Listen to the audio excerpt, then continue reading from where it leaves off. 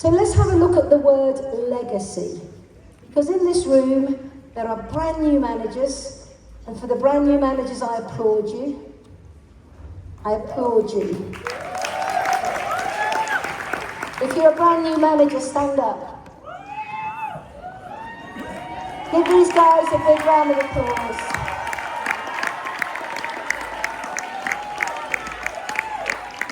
Well done. If you've been in the business a little longer, maybe you've been in 2, 3, 4, 5 years, my story will resonate with you in a different way. And of course, for those of us who are at the top, maybe the story will resonate in a different way again. But I do urge you to take notes, and I do urge you to consider my journey, because there's a lot to learn from it. And as I always say, the bluntest of pencils remembers more than the sharpest of minds. And I would hate for you to leave this room today and have not taken a note or not videoed it and get home and say, what did Jayne say? Because I could give you one sentence, one idea, one tip, one nugget of knowledge that could change the direction or the way you think about your legacy. So let's have a look at the definition of legacy, as in the English dictionary. A legacy is something that can be handed down from generation to generation. It could be money, it could be values, it could be traditions, or it could be a business. And I like to think that I'm handing down all of that. Not just the money, not just the values, not just the traditions, not just the business, but all of it. Because if you want to build a true legacy-style business, then you have to become that person. And the person I am today on this stage is definitely not the person I was when I first joined Forever. So let me take you on a journey and share with you just exactly what happened. You'll hear this a lot. It's all about the numbers. It's all about the numbers. And it is. And I'm going to show you what this means as this presentation unfolds. Because every one of you will have your numbers, and they will become your legacy. They will become your successes, your ups, your downs, your challenges, your wins. They will become your story. And your story is powerful to others. My story began 30 years ago now. I was a young mum, farming background, 2 beautiful little boys, and living a life of quiet desperation behind closed doors. Now, some of you might be able to relate to that. Not enough money to pay the bills. Not enough money to give my kids the life I wanted to give them. No chance of being able to do something of real value. Not a very nice house, not a very nice car. This is not a sob story, but it's the reality of a lot of people in this world that we live in today. And every one of us has come from somewhere. And I always say, never forget where you came from. Never forget where you came from. I remember coming across Forever in a really interesting way. I remember having a paradigm shift one day, and it was that paradigm shift that changed the direction of my life. I was struggling in farming. We were lambing 3,000 sheep. I had 14 horses and a menagerie of other animals. That takes a lot of work. I had 2 little boys that needed to be looked after, and it was me. And I remember we were in lambing season, and I remember being in the lambing sheds all night. I was bone tired. The kind of tiredness where you literally struggle to put one foot in front of the other. I remember coming home at about 6 o'clock in the morning, waking the kids up to get them off to school, literally on autopilot. I got them off to school and I came home and I thought I'll just have a quick coffee, some breakfast, and I'll go and do the horses. And at that moment, the postman came and he dropped on the mat 4 envelopes. I wearily went to pick the envelopes up, and the first envelope was an electricity bill. And I opened it, and I didn't have the money to pay it. The second one was the tax on my car. And I looked out the window at the car and I thought, it's not even worth taxing. Some of you have been there, right? The third one was from my landlord telling me he was putting the rent up. And I looked at the house I was living in and I thought it should be condemned. It was that bad. But it was the fourth one that was responsible for the change in me. And that fourth one was a letter from the school advising me that there was a school trip coming up and the boys were invited to go. Unfortunately, I didn't have the money for them to go. They were the only kids in the primary school that didn't go on that trip. And it was at that moment when I was at my lowest that I realised if I wanted my life to change, I had to change. Because we can walk along day after day with our head down and we never see opportunity, we see gloom and doom. Or we can lift our heads up and say, what is there out there for me? And that's what I did. I said, what is there out there for me? And isn't it funny, when we change the way we think, how people and opportunity come into our lives, we're more open-minded, we look and we make a decision. Interestingly, within about 8 weeks of that happening, I met John. And about 3 months after that paradigm shift, Forever came into our lives. And I remember going to look at Forever and not fully understanding it, not fully comprehending the potential, but knowing that it felt right in my heart. Anybody relate to that? It felt right. I didn't understand it, the marketing plan was gobbledygook, but as I said on Saturday, the one thing that really captivated me was the position on the marketing plan called manager. That's why I said, will all the brand new slides are not coming up, will all the brand new managers in the room please stand up? Because I know what it's like. Can we go back? Can we go back? Back.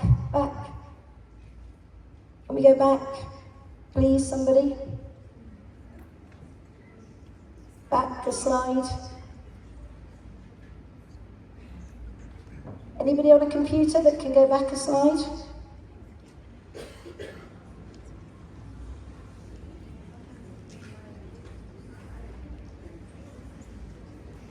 No, back to the beginning.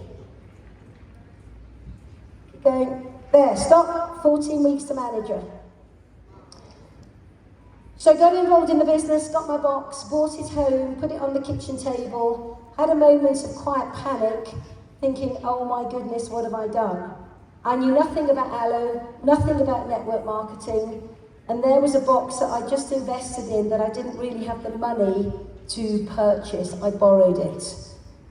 However, we used some of the products. The products had a tremendous impact on my youngest son.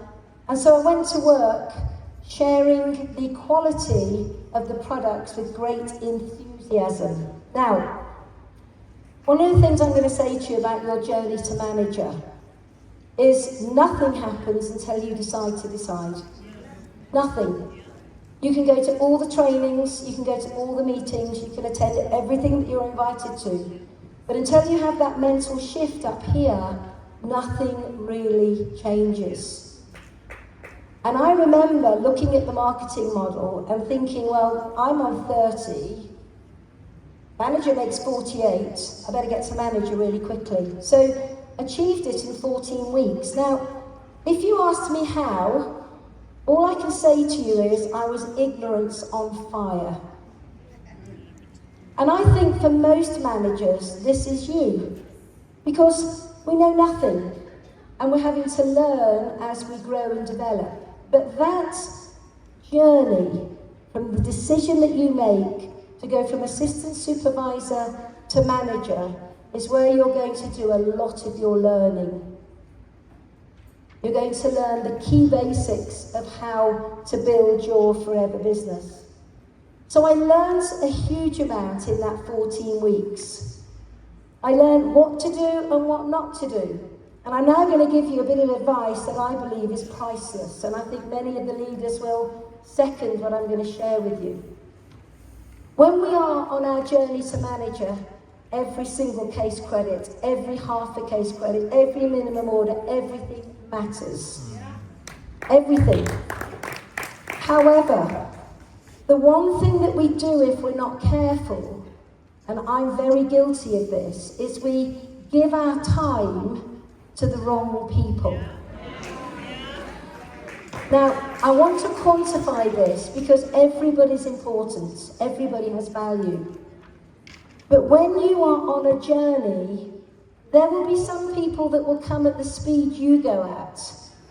And there will be some people that haven't yet found their place. They don't know where they're starting. Now, this is the challenge that we have, that I had. I wanted this business so badly, not just for me, but for everybody that came into my team, that I didn't teach them how to become independent. Let me give you an example. I recruited 2 people quite quickly, and then the third person that I joined, spoke to, took a little while. And the first 2 people I recruited, one of them was really, really, really good. She was called Jo. She was hungry, like I was, and wanted this business. But the second person I sponsored, called Pam, was not so hungry. You know, she never turned up for the presentations. Whenever I spoke to her on the phone, she was gonna do it. You know those people? I'm gonna do it. I'm gonna do my 4 case credits. I'm gonna prospect. Anyway, Jo's getting on with it. She's having a go. She's bringing people along. We're all learning on the move. And what I did is I poured my time and attention into Pam. And then I poured my time and attention into other people that joined the team that hadn't caught the vision. And I allowed them not to do the things they needed to do because I didn't know how to articulate to them what they should be doing.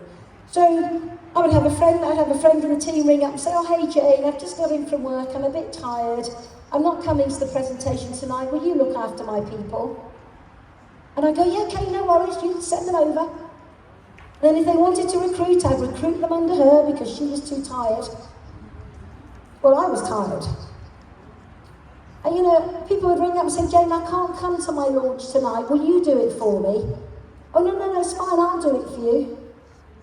And I was pouring my time into those people who weren't as committed as me. And what I was doing was draining myself when I should have been putting my time into Jo. That's important, actually, that you understand this, because when you have a superstar, part of your A team, these are the ones you pour your time and energy in. Because if someone is committed, will show up, will do their 4 case credits, will set their goals, will do their list, will participate, regardless of the results, you pour your energy into them. Because you can move them through the marketing plan really, really quickly. So be mindful of who you are working with. So even now, I have an A and a B team in my non-manager business. The A team get my attention. The B team are invited and involved in everything, but I don't work with them one-to-one until they are ready to step up. Because all they're going to do is drain my energy. And there is a reason that I'm sharing this with you, because I got to manager in 14 weeks, and it was in December.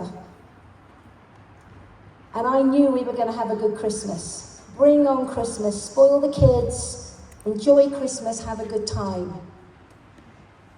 However, unfortunately, after achieving the manager position, and me getting there and going, oh, how many of you done that when you got to manager? Got there. I'm going to put my feet up now. Come on, everybody. And that's what I did. I sat down and put my feet up. And guess what the team did? Sat down and put their feet up.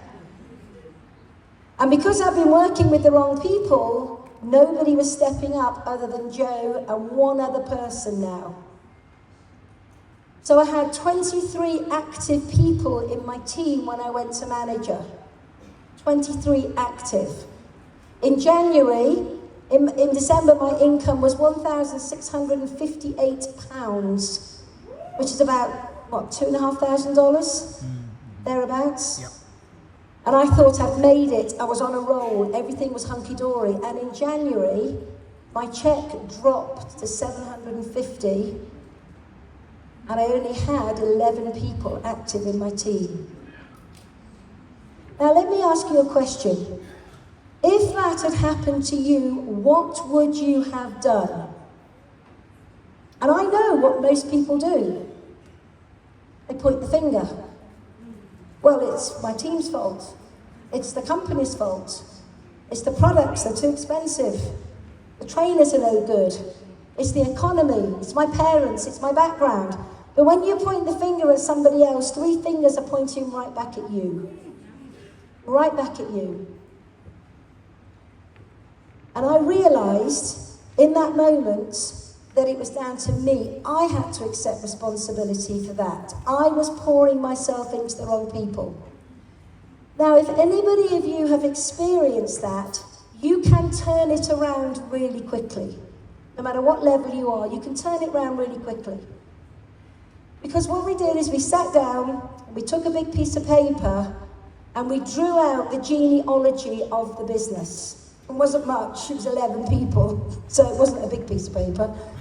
And we looked at them all, and we said, okay, who in this team deserves our time?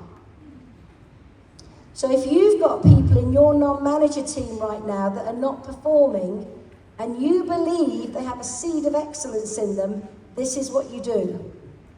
So, you draw out your genealogy, you look at your team, and then you draw a line down a piece of paper and you put A and B, and you put your team into whichever side you think they're in. Promise you, you won't have many in the A team to begin with. But you're going to contact the B team. This is what we did. We contacted the B team. And we said, it's the beginning of the year, we have huge goals. Not just for us, but for you as well. And we believe that you've got what it takes to come with us. I just want you to answer me one simple question. It's a yes or a no. Are you in or are you out? Are you in or out? And it was fascinating because we'd upped our level, we'd upped our thinking, we'd upped the expectations. We were holding the opportunity higher. We were telling them that we believed in them. We knew that they could be great, but it was time to make that decision. And interestingly, out of the 11, there was only 4 that made the decision that the timing is right for them right there and then. But with just 4 people, the magic happened. We went to work.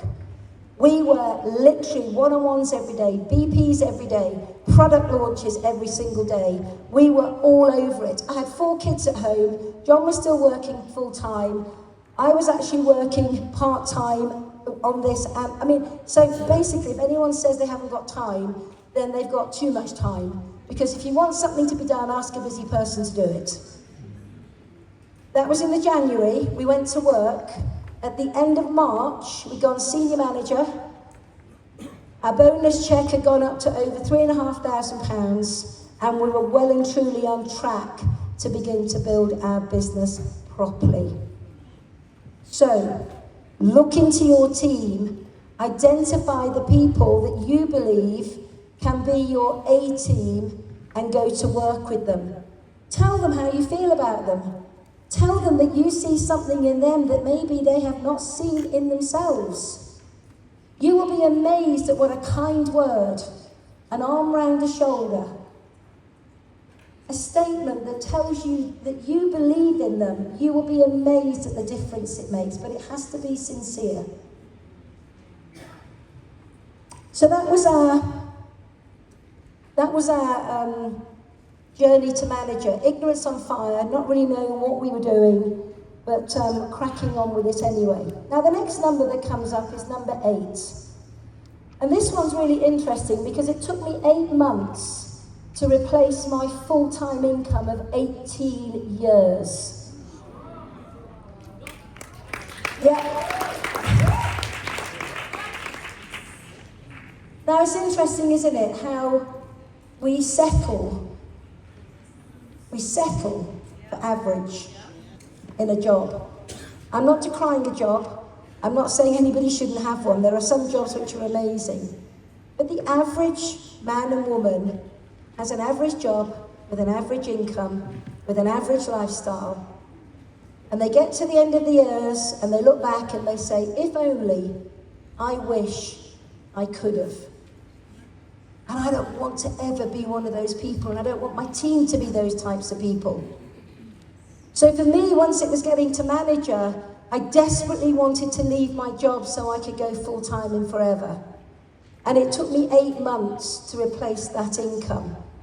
Now, I was good at what I did, but I was always working hard for somebody else and making them wealthy, and I wasn't. And none of us were put on this planet to be average. None of us. Amen indeed. So 8 months to replace my full-time income. And basically what happened in those 8 months, I became focused. My activity was focused. I was focusing on income-producing activity, and everything else, we call it in the UK, was a tidy desk. In other words, if you've got a tidy desk but you're not doing any work, then you need to sort that out. So focused activity and working on our skill sets. And working on your skill sets is really, really important. Skill sets, communication. Could I prospect well? Could I answer the questions that most people ask when they are curious about what we do? Could I talk about the products with passion and conviction? Could I show that Forever was a solution to my prospects' pain points? Could I do a good business presentation? Could I do a good planning meeting? That one's key. So working on my key skills was absolutely vital in order to begin to scale. Because once you get to manager, you now have the freedom to scale your wealth in Forever. I also learned how to handle disappointment. Now, I'm a bit of a soft soul at heart. You know, sometimes people see me up here as strong and feisty and what have you, and I am, don't doubt me. But I'm also very soft. And when people rejected me, or had an opinion about what I was doing, or were talking about me behind my back, that used to really get to me, used to really upset me. And so I had to learn how to master the feeling of disappointment, of upset. And some of you in this room might be like that. You might get very demotivated. You might let disappointment take you off track. And I'm here to say that you have to handle disappointment. If something was going to happen and it doesn't happen, you navigate around and you reset your sail. If you're on for a big promotion, supervisor, assistant manager, manager, senior, whatever your promotion is, and you miss it by a month, handle that disappointment.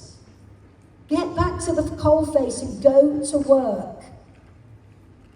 Because every single day that you waste, every single day that you don't touch your business has an impact, not not next month, but at the end of this year. And you need to understand that. The people that you miss prospecting in the first quarter of the year will impact your businesses in the second quarter. And the impact that you have of not recruiting in the second quarter will impact the third quarter.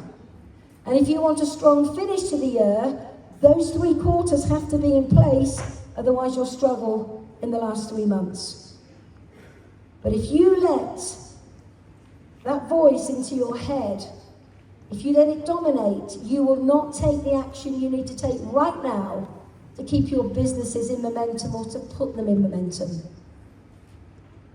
Now, I know you've got some big goals and dreams here in South Africa. That requires big commitment, big focus, big strategy, complete dedication to the cause, laser focus. You cannot let disappointment come in and labour too long in here. You hear me? Excellent. Now, I wasn't ignorance on fire. I was a professional networker. And I truly believe it takes somebody between 8 and 12 months to go from learning about the business to having an understanding about the business to knowing the business. And again, you need to manage your team's expectations on that point. You know, sometimes, especially when we're in growth, people see the money, they see the glitz, they see the excitement, and they come into your businesses and they want it right now, but they're not putting the work in to get it right now. So you have to manage their mindsets so they're coming with you on this journey. And I touched a little bit on this on Saturday, talking about how long we give to our studies in traditional employment, 2, 3, 4, 5 years with no expectations of making any money. And yet in forever, 8 months to replace an 18-year income. But I was learning all the time. Now the next number is number 12. And number 12 has significant meaning to me. Significant. Because number 12 was the 12 months it took for me to get my kids into private schools in the UK. And private schooling in the UK is a lot of money. It was about $90,000 for the 2 of them for a year. And I wasn't making that much in a job by a long way. And I wasn't making that much in forever by a long way at the 8-month mark. But what I did is I set a goal. I set a goal, and that goal became all-consuming. It became all-consuming. I ate it, I slept it, I breathed it, I felt it, I could visualize it without even closing my eyes. It was part of who I was. And I never forget the day that I took the kids to the school I chose for them, which is Bedford Boys School, one of the top 3 schools in the UK for sport, alongside education. And both my boys were into sport in a big way. And I remember taking them for their induction day, and I remember rocking up in my old beaten-up Jeep, hiding it round the corner because in front of the school was all the flash cars that the rich parents had, and I wasn't rich. Not then.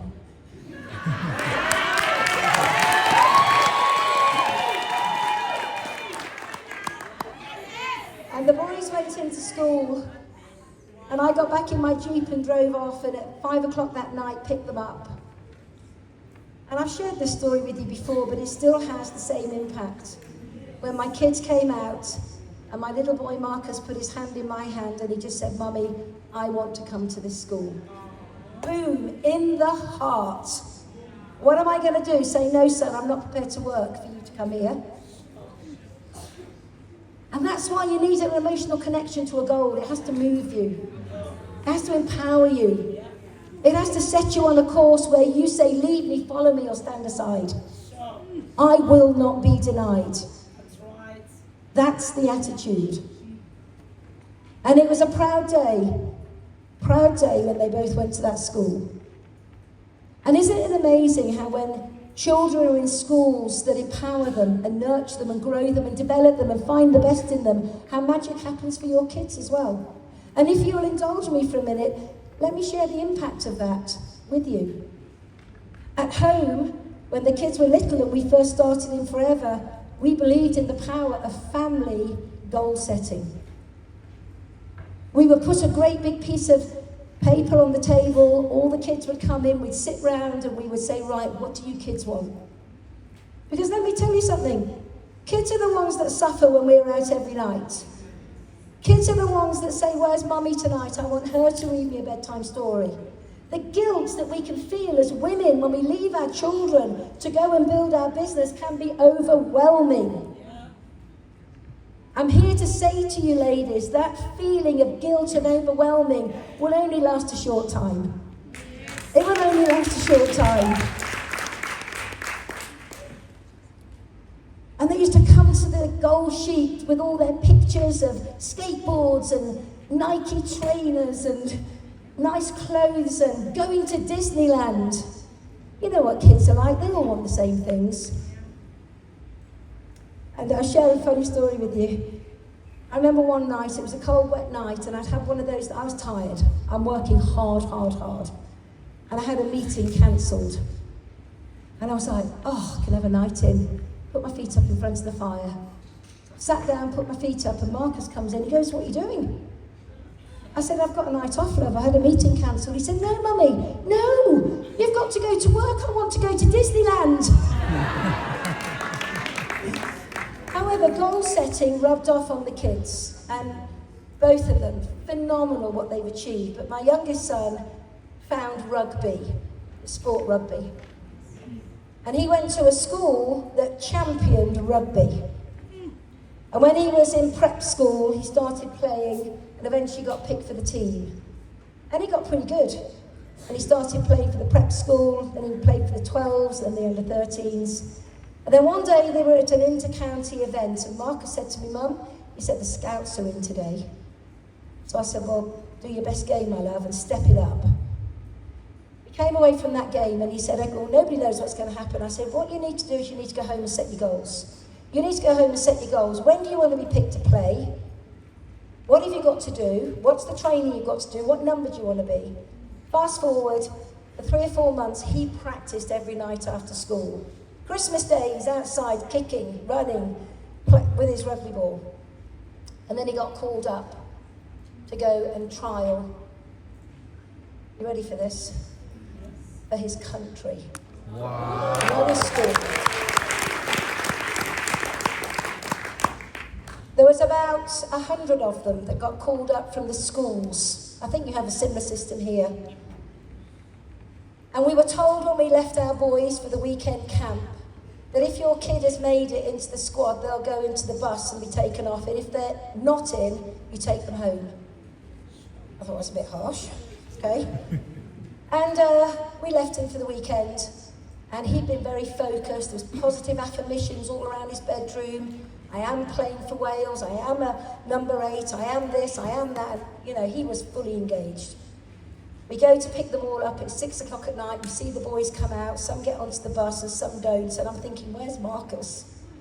And eventually he comes out. And my heart's pounding. And he doesn't get on the bus. And he gets in the back of the car. And we have a 3-hour drive to drive home. And for 3 hours, he is silent.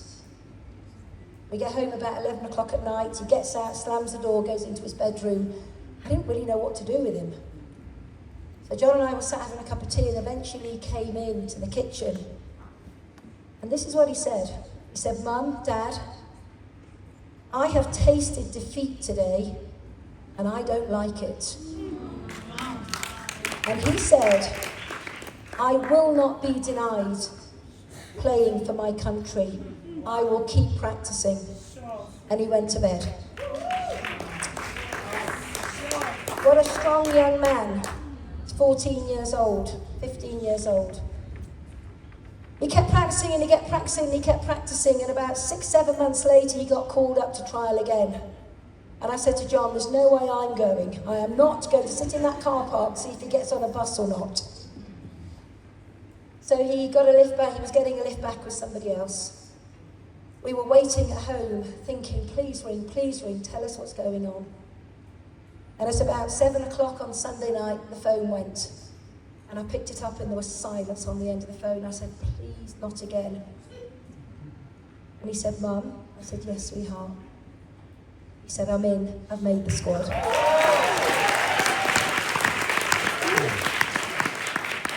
And he went on to play for Wales until he was 22 years old. In fact, he's been here and played against South Africa.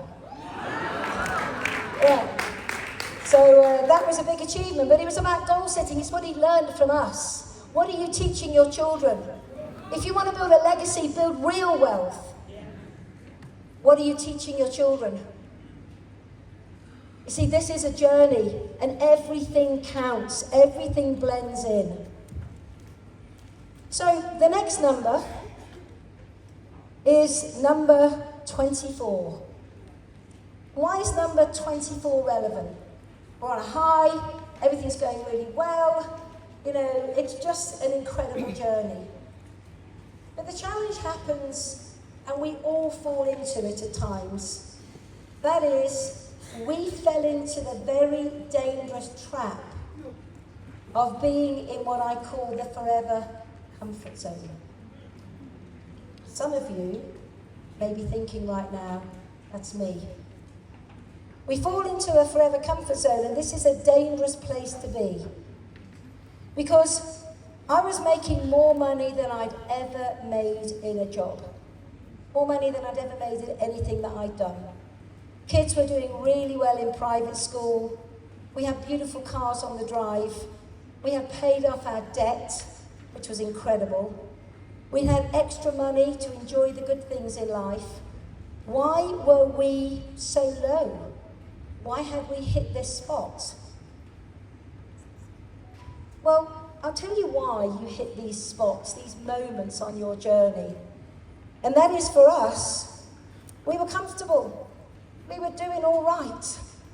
We got more money than we'd ever had before. And maybe we were focusing on money more than the journey. You see, if you chase money, money runs. If you chase success, money comes. So I think we've been chasing money, if I'm being honest. I think we've been chasing money for the good life. And there's nothing wrong in that. There's nothing wrong in chasing the money for the good life as long as it's hand in hand with success. Not money for the love of money, but money because you're doing the right things. Because this is not about 24 months or 8 months or 14 weeks. This is about 30 years. So you have to do the right thing, but we've taken our eyes off the prize. We've become lazy. We could become a bit sloppy. We were a bit despondent when the team weren't doing what we asked of them. But why should they do what we asked of them when we weren't doing it? That makes sense. And we felt at that moment like we were walking in treacle. Walking in treacle, doing something that used to come naturally and be easy suddenly became hard work. We weren't recruiting enough people. There was a lot of complaining and criticising going on. It just didn't feel great. And you know why it didn't feel great? Because I wasn't leading. And I'm the first one to stand up and say, hey, I wasn't leading. I got complacent. So if anybody in this room right now feels that you're at that place in your business, you ready for my magic formula? You know what it is, said it before. Stop it. Stop it. You have to lead. So the next number is number 3. And this number is really, really important. Because within 3 years of working hard in forever, changing our mindset after 2 years, everything changed. We got remotivated. We started focusing on achievements rather than the money. We started focusing on success and the success of others. We wanted to travel. Chairman's bonus had just come to the UK. We wanted to grow more managers, and we just became a sapphire as well at that stage. We stopped listening to those people who were small thinkers. Isn't it interesting how there's a lot of gossip in our industry? People sit around gossiping, coffee shops, restaurants, in little huddles. Yeah, they gossip, gossip, gossip. Have you heard what she's doing? Have you heard what she's no good. Before you know it, you're in this self-perpetuating mood of gossip. I don't want to hear the gossip. I don't want to hear the negativity. I don't want to hear about those people that are not good. I want to be focused. I want to be working like Rex wanted us to work. So 3 years to make £100,000. Not dollars, pounds. We were back on track. The next number is number 6. And number 6 is really, really important because life was good.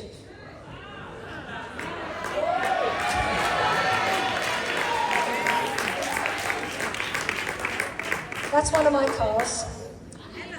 Hello. Yeah, I like that car. When I went to buy that car, I remember going into the Porsche showroom. I had a Range Rover Discovery before that. Yeah. And I thought it's time to change. I need something a bit sassy and a bit flashy. So I went to the Porsche garage, walked in. Now I'm pretty humble in a way. I don't show my bling. So I walked into the Porsche garage in jeans and a sweatshirt. Isn't it funny? Perception. Yeah. Walked in and we had a good look around the cars, me and John. And John said, "Which one do you want?" I said, "Well," he said, "whatever you want, you can have." So I said, "Okay. Well, I like that Porsche 911. And I remember the young lad coming up to us and he said, "How can I help you?" I said, "I'd quite like to have that Porsche Carrera 911S. It's got to be the S." And he said, "Okay." I said, "We need it for a test drive." And I said, "I need it for at least a weekend." And he went, "Okay." So he arranged for the test drive, and we took it off for the weekend, and we went up into the mountains in our area. Beautiful, a bit like here really. Lovely big windy roads, beautiful vistas, it was amazing. And my God, does the roar of a Porsche engine echo in the mountains. And on the Monday morning we took it back, and he said, "How do you like it?" I said, "It's amazing." I said, "We'll take one." He said, "Well, you can't have that one, it's a demo one." I said, "No, I need to spec mine up a bit inside. I just want it a bit more, you know." So he said, "Okay," so we spec'd it up. It got to about £130,000. And he said, "How would you like to pay for it? Shall I get the finance team to come and see you?" I went, "No." And he looked at me blankly. I said, "Well, just pay for it cash."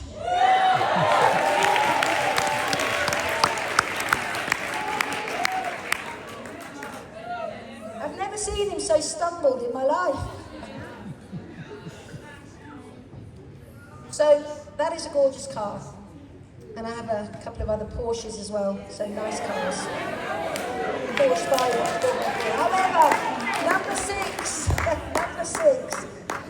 Number 6, we doubled our income, £200,000 and growing. Life was really, really good. Kids were doing well at uni now. Lovely holidays, lovely trips. Everything we touched seemed to turn to gold. Everything we did, we were successful. We were on a rock and roll. Nothing was going to stop us. Or was it? Remember, this is a journey. Because the next number is 6.5. Why is that relevant? Because at 6.5 years, we hit the plateau. The dreaded plateau. Some of you have been here, you know what I'm talking about. Listen. We hit the plateau. Oh my God. We got complacent again. We thought we were the finished product. Arrogant. I wasn't arrogant, I'm never arrogant, but I was a bit like, you know. I'm not arrogant, I was a bit like, I thought I'd arrived, I thought there was nowhere else to go, I thought I'd achieved everything, I thought I was the end product. And it's interesting, isn't it, how just when you think it's all going swimmingly well, you have this moment. I guess we stopped learning. If I'm being honest, we stopped learning. We thought we knew it all. We thought we're the end product. I'm here to tell you, none of us are the end product. Do never never be too big that you can't learn from somebody else. Never. I'm mesmerised by some of you guys at the moment and what you're doing and how you're working your business, the younger generation. I applaud you. We can learn from you, and you can take from our wisdom. We'll share, but none of us are the finished project because we live in an evolving, fast-paced, changing world. We're not the same today as we were even a year ago. We had no sense of urgency. Qualifying for everything became easy. And when qualifying for everything becomes easy, we get complacent. And I guess what we do is we live off past achievements. I can qualify for the rally in 1 month. Now, there's nothing wrong in living off past achievements, but if you want the glory, don't expect the glory if you're not at the coalface. So we plateaued. Where were we going? But again, I had a paradigm shift. I remember having a planning meeting with one of my top leaders, and at the time she wasn't a top leader, I think she was a soaring manager. I remember having a meeting with her. She came from a very high pedigree. She was a company director for, what's the sports company? Not Adidas. One of the big, it's either Adidas or Puma or something. Main board director. So hell of a quality woman. And I remember sitting down with her, and we had a really good planning meeting, sorting out her business. But she said something to me that really rattled me. As I left, gave her a hug, left, said, bye Chris, see you again soon. She said to me, oh, I just want to say something. I said, what's that? She said, I just thought I'd let you know I'm sick and tired of having an upline who's a diamond sapphire. Wow. So, sorry? She said, yeah, I'm fed up with you being a diamond sapphire. Can't you just step it up a bit? Now we laugh at it, and we laugh at that a lot. But she had a point, because I was coasting. What example was I to her? Coasting. Now, if I want to coast, I can coast, but I need to unplug and go and enjoy my retirement. Or I say, plugged in, and I get back on the track, and I start putting the time and effort in, because that's what's required, right? It was like a slap in the face. And I went home that night, and I said to John, I said, ooh, just had an interesting meeting with Chris, told him what had happened, and he said, she's got a point. I thought, all right, we don't have to rub it in. That was in the April. Now, back in the day, we used to have the rally in the August, super rally in America. Some of you might remember it. Eric, you might remember that. So I had an impending event. Because when there's something coming up, you have an impending event. Like the managers' convention now, how many of you wish that you got more of your managers, more people to manage to get them here? It's an impending event. And we can work hard and we can promote impending events that help us elevate our business. So at the time, we knew we were going to the USA. I needed 2 more managers to become diamond. I had 4 months. Remember, I plateaued. So I didn't have a great seedbed to pick on. Didn't have a great seedbed because I wasn't really focusing on non-manager. But in my mind, I suddenly began to get curious about this goal. And I thought, time to go to work. Now, for those of you that know me, you know that when I decide to go to work, I go to work. I don't count the hours, I go to work. That's it. Yep. And Ash, you've been over to the UK, you've seen what it's like. So I went to work. Interesting, isn't it? Prospects, they're your gold mine. One of the very first people I spoke to about Forever Living said no to me. Her name was Jackie. She had just started a high-end clothes franchise. She'd invested £30,000 into it at the same time that I bought my Start Your Journey box. And I prospected her for years, and she just kept saying, no, no, no, no, no. Eventually, her clothes shop went out of business. I prospected her still, she wasn't interested. But I kept at it, and I kept at it, and I kept at it. Because to me, a prospect is never ever a no until they take their last breath or they're very rude to me. Because you know what? I'll wait for you. And that's what I used to say to Jackie. I'd say, Jackie, hey, I know the timing's not right, but I'm never going to stop asking you. And I did it with love. Because when you do it with love, they don't take offense. You know, Eric, I'm never going to stop asking you. Why? Because you're amazing. Your communication skills are off the scale. The warmth and the way you are with people, it's so right for our business. And I know you want to make more money. So if it's a no today, that's fine, but I'm never going to stop asking you. You're good with that? And he goes, okay. So I never stop asking. So I'm not bothering him because I've already got his agreement because I've paid him a compliment. So I've been like this for 7 years. I was walking through the shopping mall, literally going to get the kids, walked through the shopping mall, turned around the corner and bumped straight into Jackie, straight into her. It wasn't even a, oh hi, it was we bumped into each other. And I didn't recognise her for a minute because we bumped. She said, oh Jayne, hi, I'm in. Wow. I said, what? She said, I'm in. I said, you're in? I said, you want to join me now? She said, yeah, I'm in, what do I do? And I said, right, you're going to get joined today and you're going to go manager in 4 months. She said, what does that mean? I said, I'll show you.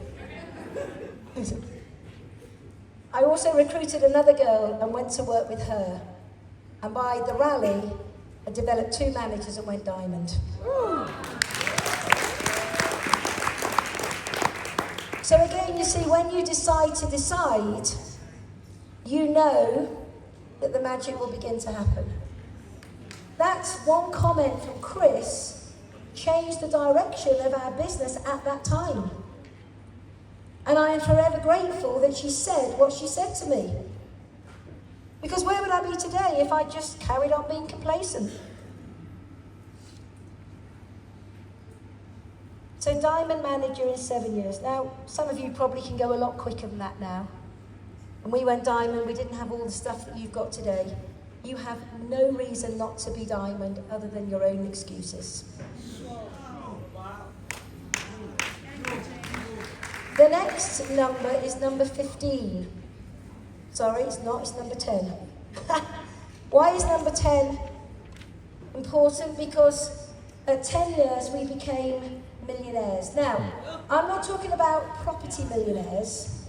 I'm not talking about asset millionaires. I'm talking about cash millionaires. Cash in the bank. We were obsessed with saving. It's hard to make, my friends, and easy to spend. So please be really mindful of the way you manage your money. And I think you've got some good input on that a bit later today. Working on that within 15 years, we became multi-millionaires. Now, I still have to pinch myself. When I have my financial review with my financial guys, I have a team now. A team of them. Twice a year. It staggers me. I literally sometimes, it's just numbers now on a page. But what am I building? I'm building my generational legacy income plan. That's what I'm building, and you should have this factored into your strategy. Because let me tell you, there are going to be tough times. Let's not, skirt around that. I've seen it in 30 years. Eric, you guys have seen it in 30 years. There are ups and downs and highs and lows, and you need to be financially prepared for it. But you need to have a vision of what you want to look like financially. And that's not easy when you're a brand new manager and you're still trying to pay your debt and feed the kids and keep the wolf from the door. But you need to start thinking about it now. You need to start sowing that seed in here now. What does it look like in your country to be a millionaire? You need to start putting that into your forever landscape. You need to start looking at it because, it's important. But here's the one thing. Yeah, I'm pretty proud of what we achieved. But even though we were multi-millionaires now, it was no longer about the money. It's no longer about the money. It's nice and I'm not going to send it back. But there has to be a bigger driver than the money when you get to a certain level. If not, you can't really build the kind of business that will be a legacy business if you're driven by just the money. So what were we driven by? Well, we were driven by identifying the people in our team that wanted to create generational legacy for themselves, that wanted to take advantage of all the profit centres on the marketing model for the right reasons. We wanted to know what their personal goals were so we could align them with the marketing model. We went to work and we started helping people all around the world in our team. And, you know, I can remember coming to South Africa 2 or 3 times a year, coming over to a little room in Silver Lakes and sharing the power of forever. Back in the day, that was a big expense for me to come over and leave the kids and work here. And from those tiny acorns, look at what's grown. Just look at what's grown. You know, you guys that caught that early vision, hands, you know, I applaud you. I applaud you. So helping the team to achieve their goals became the primary drive. But then unfortunately I had another situation in my life that changed the trajectory again. And that was my mother got really sick. Now my mum was number 2 in the UK at that time. She was a force to be reckoned with.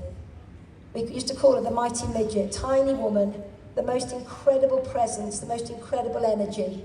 And she was on fire with her business. But then we discovered a little lump behind her leg. And unfortunately, that little lump turned out to be melanoma that spread through her body. I was very lucky at that time to be able to stand back a bit from forever and give her the time that she needed. But we had a nurse called Atilia, and Atilia came from a country called Malawi. I'd never been to Malawi. Didn't even know where it was.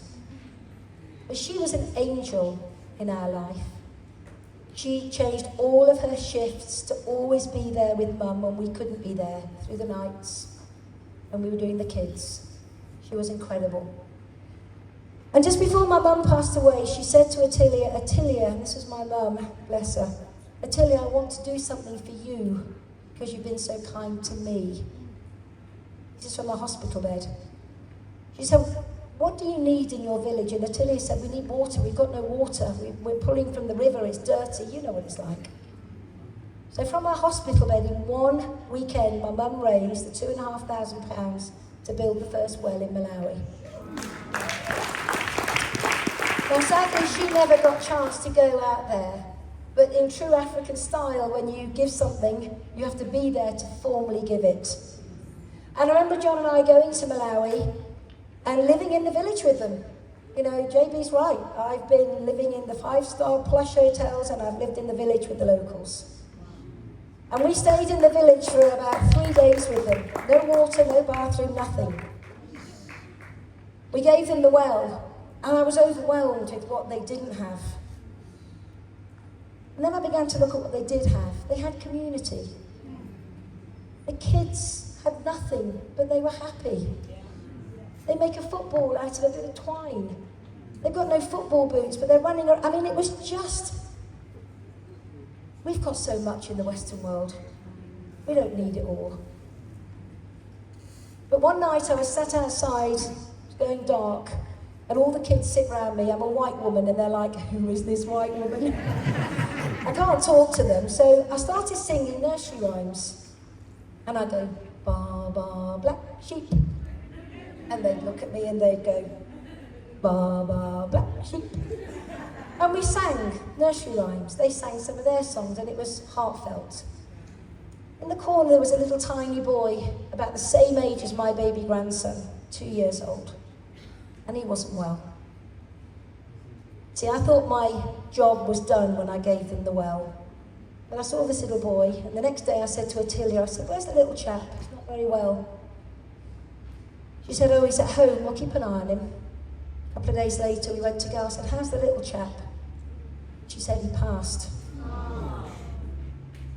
And I'm like, I can't get my head around it. And I said, why? And she said, malaria. And that was it. I had to do something. So we went home, We put our thinking caps on and we said we're going to build a medical centre. So we raised the money. We did it in the team, and the way we did it, when the team donated, we doubled it. So if we raised 8,000 in the team, John and I would give 16,000. So it was a team event, and we raised enough money to buy the land, to make the bricks, to build the medical centre, and it was a very, very incredible event when we went there to hand it to the villagers. This is what I'm saying, you need a bigger purpose than just the money when you get to become a multi-millionaire, because it can't be the money alone. Money has to flow. You have to do some good with it. No matter how small, you have to pay it forward. I'm also involved in another trust now in Zimbabwe, where we've got an old age home, we've got another school, we've got community work, and we've got the anti-poaching unit. So I like to give back to those less fortunate.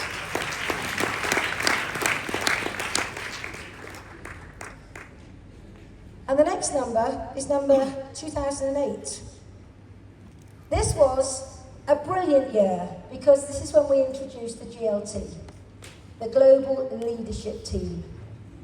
And you've seen the 3 new GLTs recognised today. Well done to all of you. Can't wait to be on the GLT, back on it.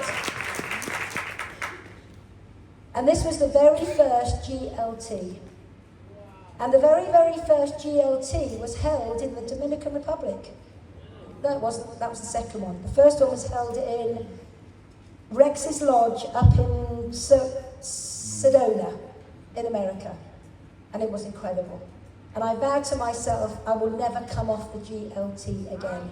And I've been on the GLT now for 16 years. But you have to understand, in life's journey, I've been as high as 15,000 cases on the GLT, and I'm just under 10 now. Why is that? Because businesses change in the dynamics. You get an older team, you get a younger team, you get other companies come, and sometimes they're not as nice as the forever people. We just had a big session in the UK with a company come in and taken a lot of our top leaders. I feel sorry for them, because we know there won't be a networking in 2 or 3 years' time. Protect your teams. You guys are the shining light in the network industry here right now.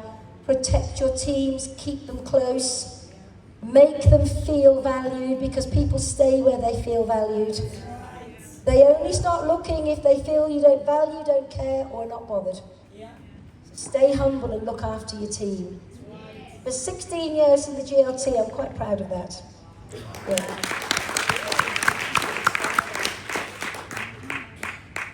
And the next number is number 30.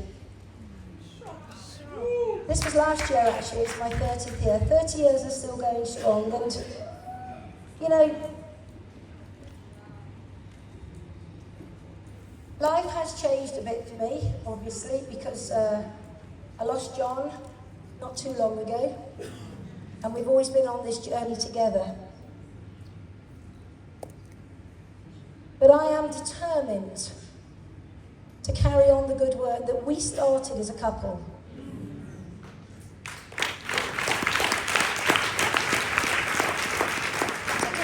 With the legacy that we started out as a couple in this business. And if he's watching down, to continue to make him proud. It's not easy being solo when you've had a man like him by your side for so long. But I know that there's another chapter, and I will be tall and strong and lead with grace.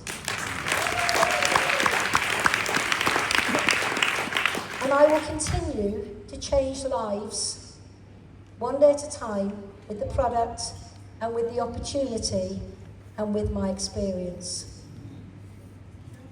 So where are we now? We're now at 10,000. Why is 10,000 relevant? Well, 10,000 is relevant to every single one of you in this room.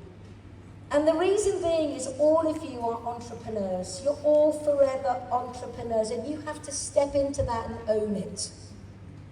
But I'm here to tell you that any entrepreneur, no matter what their background is, will have put their 10,000 hours in.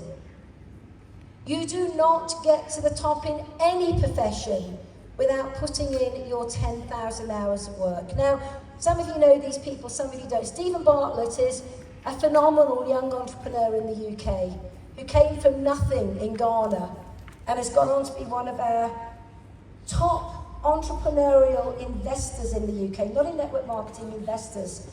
Incredible. But you read his book called The Sexy Millionaire, and he talks about the 10,000 hours. You know, if you follow tennis, look at Nadal. Nadal practiced every single day for 6 hours a day before he got picked for his first tournament. You think about that. The Lionesses who won the World Cup in football. These are girls that were unknown. Nobody knew them. That's us in network marketing. Nobody knows us when we're first starting.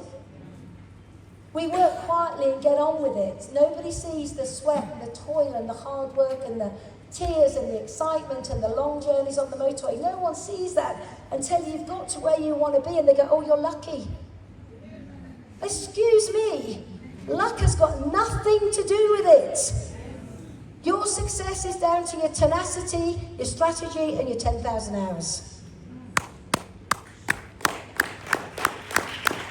10,000 hours is just under 2.5 years of work. And you saw by my journey that in those 2.5 years, to get to that 6-figure income, it was hard work, graft, determination, handling disappointment, managing a team, being a leader, doing the daily grind, working on the non-negotiables. All of that stuff is the 10,000 hours. And you cannot have a 6-figure income with a part-time mental mindset. You just can't have it, folks. You know, and if you look at some of the big players around the world, Rolf and Dominique, I mean, I spend a lot of time with Rolf. I was over at their house recently in Mallorca. We hung out together for a few days, and, you know, Rolf's story, incredible. He slept in his car for nearly a year, travelling all around Germany, talking to people. Couldn't afford to stay in a hotel, so slept in a car, went to the motorway services to wash and shower, got changed and went off again. You know, Hanami, 10 years before Hanami started growing.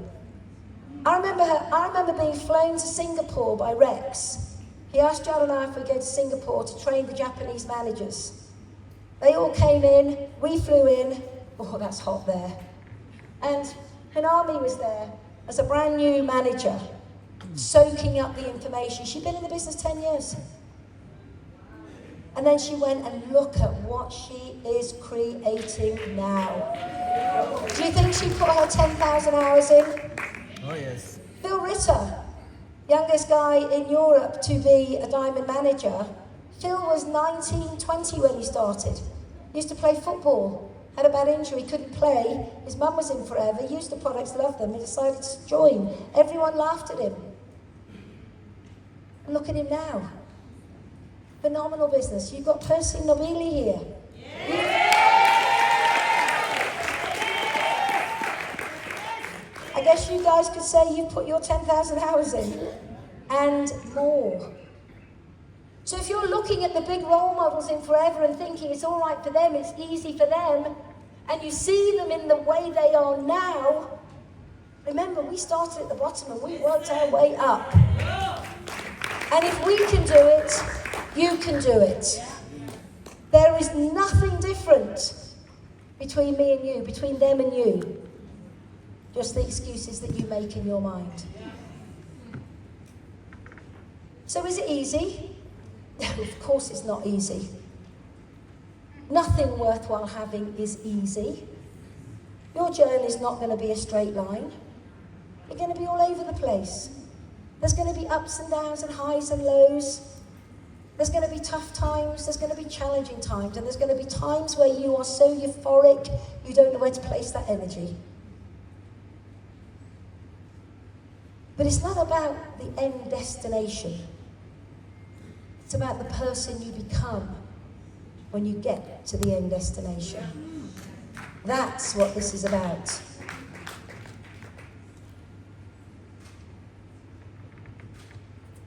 So there are 4 key principles. Most people overcomplicate forever. probably more so now than ever with all the technology we have. Technology is amazing, we can't live without it. Sometimes we can overcomplicate things. Business is very simple. Have a strategy. Have a strategy. Don't let anything happen by accident. You have to have a strategy, because without a strategy, how do you know where you're going? So we're here at the beginning of a year, and I know that Oni's got big goals for you. So I'm going to share my strategy that I had in my first full year. Because if you can replicate that, JB, you better get ready for some product. Because they're going to need a lot more. Because if 400 managers replicate this, happy days. So what was my strategy? We had a strategy that was very simple. We had to speak to 5 people a day. That's it. I don't mean send 5 messages. I mean speak, talk to 5 people a day. That was it. So in our first year, we spoke to 1,582 people. We did have Christmas Day off and birthdays off. From those 5 people a day and those initial 1,582 conversations, 502 of them became meaningful conversations, i.e. those that were ready to look, not just giving you lip service. You know what I mean by that? From those 502 meaningful calls, we booked 165 one-on-ones. Now that was back 30 years ago, it's changed now. You may book 160 odd people onto BPs, onto Zoom calls, I mean however you do it. But that was 165 meaningful eyeball-to-eyeball, heart-to-heart meetings. And after that we recruited 33 people. Now of course, nowadays people recruit a lot more. But I'm not that impressed with somebody who says I've recruited 80 people in a year and only broken 1 supervisor. You see, from the 33 people that we recruited, our strategy was to develop managers. And from the 33 that we recruited, we created 6 new frontline managers.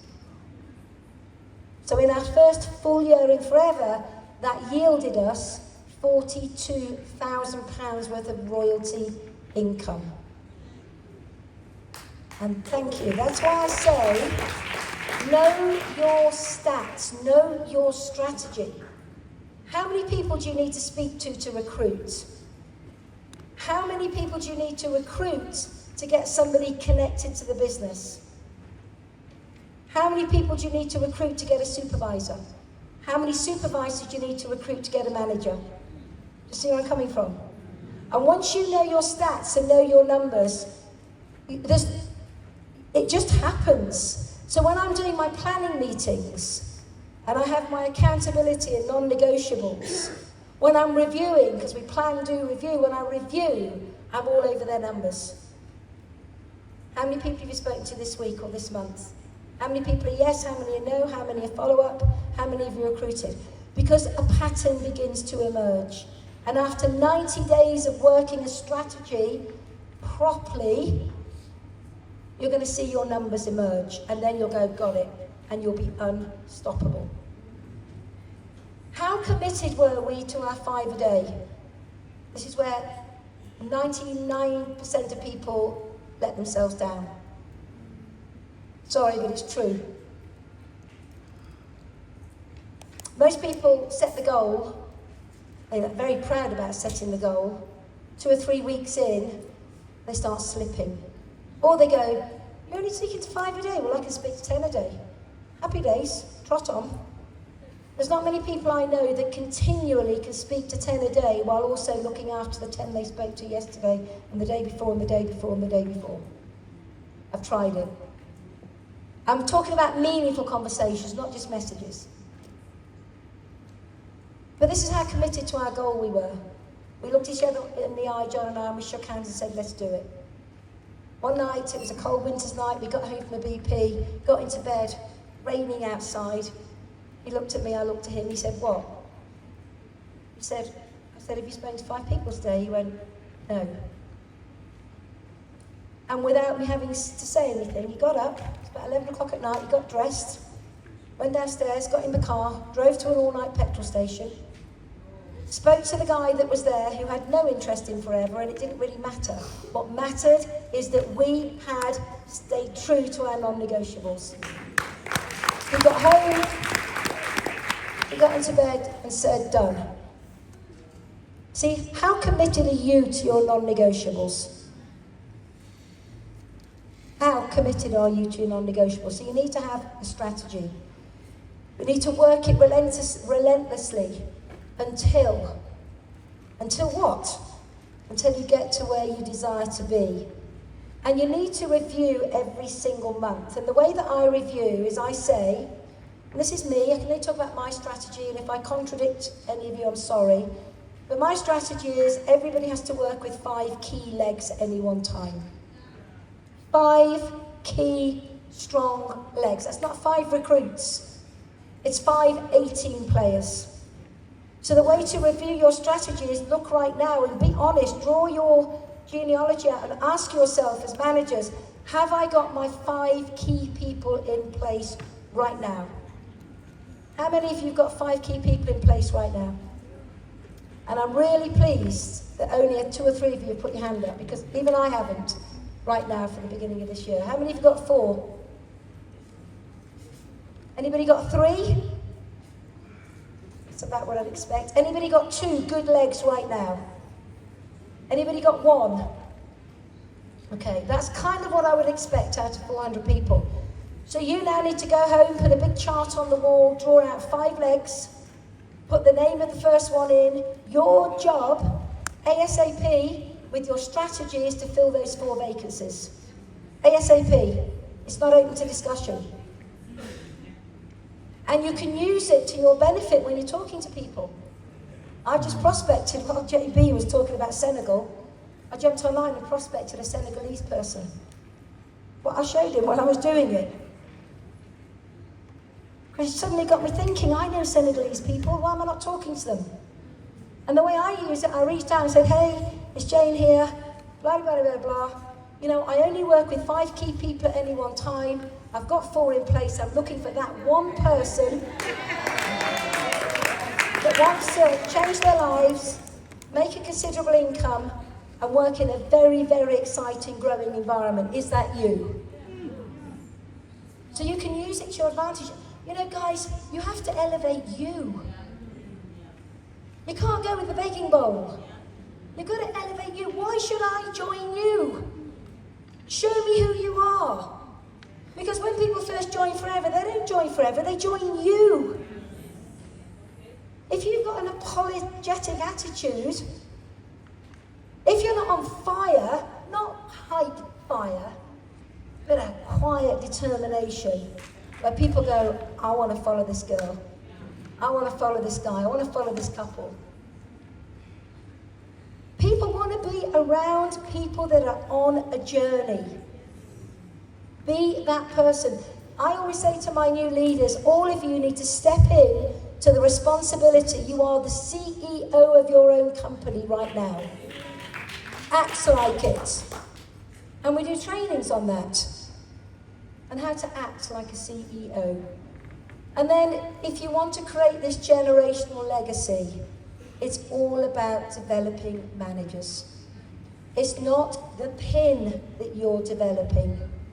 You're developing managers. There is a structure, there is a strategy, there is an 18-month time plan for them, and I'll go through that a bit Wednesday, I think.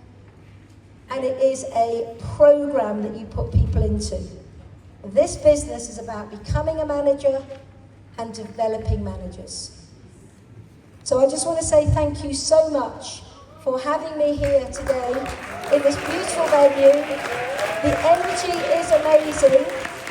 If you guys want to create generational income for you and your families, Forever is your vehicle.